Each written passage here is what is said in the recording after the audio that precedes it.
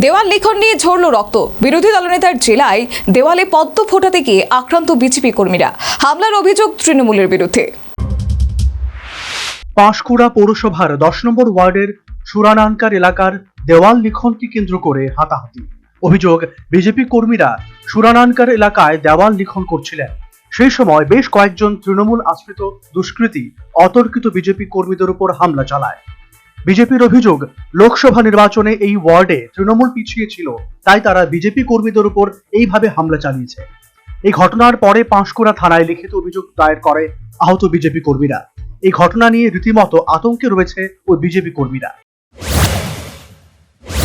প্রায় 1টার দিকে দেওয়াল লিখতেছিলাম, হঠাৎ একদল দুষ্কৃতী, টিএমসির দুষ্কৃতী,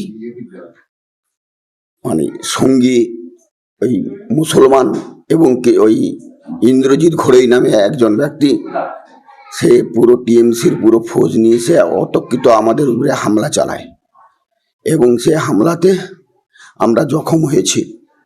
শেখ সমীর উদ্দিন, ভীম সেতুয়া, যিনি আগে সিপিএম এর মমতা ব্যানার্জিকে নন্দীগ্রাম কাণ্ডে যেতে দিয়েছিল না, আটকে ছিল, বর্তমানে সে এখন টিএমসির নেতা হয়েছে। ওই হচ্ছে দলের পান্ডা এবং আরো শক্তি প্রামাণিক, আরো অনেকে এইসব নেতৃত্ব দিয়ে আমাদের উপরে হামলা চালায়। ওরা 10 নম্বর ওয়ার্ডে পরাস্ত হয়েছিল বলে আমাদের এই বিজেপিদের উপরে আক্রমণ করেছে। যে ব্যাপারটা তৃণমূলের পায়ের তলার মাটি সরে গেছে, সারা পশ্চিমবঙ্গ জুড়ে পরিবর্তনের হাওয়া চলছে। সেইরূপ পাঁশকুড়া পশ্চিম বিধানসভা তৃণমূলের হার নিশ্চিত জেনে, কারণ এই 10 নম্বর ওয়ার্ডে বিগত যে লোকসভা নির্বাচন ছিল তৃণমূল পরাজিত হয়েছে।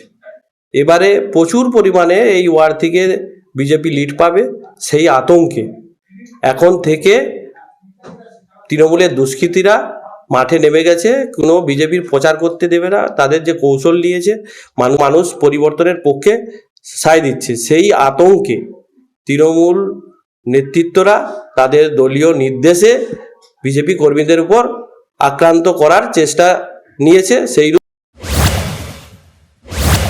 ঘটনাকে কেন্দ্র করে এলাকায় তৈরি হয়েছে রাজনৈতিক চাপানোতর। স্থানীয় বিজেপি নেতৃত্বের দাবি, বিভিন্ন রাজনৈতিক দলের প্রচার এবং মিছিল করা তাদের গণতান্ত্রিক অধিকার। গত লোকসভা ভোটে এই বুথে বিজেপি জিতেছিল, তাই তৃণমূল বিধানসভা নির্বাচনের আগে এলাকায় সন্ত্রাস করে ভয় ভীতির পরিবেশ তৈরি করতে চাইছে। আগামী বিধানসভা নির্বাচনে তৃণমূলের পায়ের তলার মাটি সরে গেছে এবং তারা ওই বুথে হেরে যাবে, সেটা জেনে বিজেপির প্রচারে বাধা দেওয়ার চেষ্টা করছে। এই ধরনের কথা সর্বৈব মিথ্যা।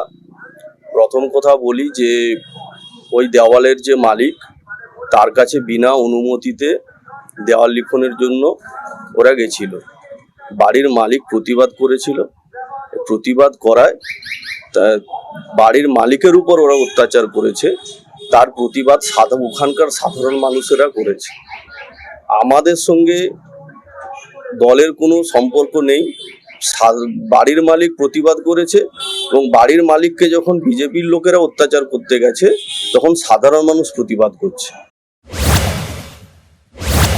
যদিও বিজেপি সমস্ত অভিযোগ অস্বীকার করেছে তৃণমূল কংগ্রেস। তাদের দাবি যে বাড়িতে দেওয়াল লিখন করা হচ্ছিল, সেই বাড়ির মালিকের কাছ থেকে কোনো ধরনের অনুমতি না নিয়েই দেওয়াল লিখন করা হচ্ছিল। বাড়ির মালিক তার প্রতিবাদ করেছে, এর সাথে তৃণমূল কংগ্রেস কোনোভাবেই জড়িত নয়। এখানেই প্রশ্ন, বাড়ির মালিক যদি প্রতিবাদ করে থাকে মৌখিকভাবে, তাহলে বিজেপি কর্মীরা আক্রান্ত হলেন কিভাবে? আসন্ন বিধানসভা নির্বাচনের আগে জেলায় জেলায় রাজনৈতিক পরিবেশ উত্তপ্ত হয়ে উঠছে। ইতিমধ্যে কেন্দ্রীয় বাহিনী জেলায় জেলায় রুট মার্চ শুরু করেছে, তবুও অশান্তি এড়ানো যাচ্ছে না। National bureau report, news vanguard.